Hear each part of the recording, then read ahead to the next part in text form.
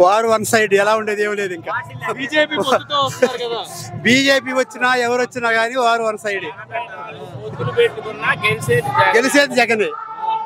అందుట్లో ఎలాంటి అనుమానం లేదు. పవన్ కళ్యాణ్ వాడిని జోకర్ కింద లెక్కేసుకుంటున్నారు. వాడు ఒట్టి జోకర్ కింద లెక్కేసుకున్నాడు. వాడు ఒట్టి వేస్ట్ గాడు.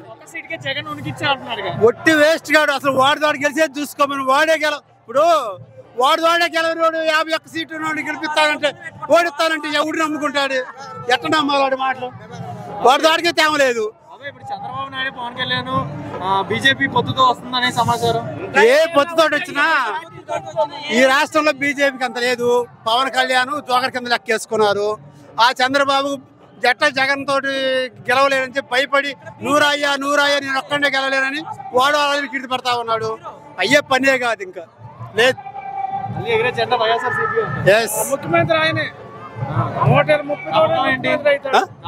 చంద్రబాబు నాయుడు కూడా చేస్తా అంటున్నాడు కదా.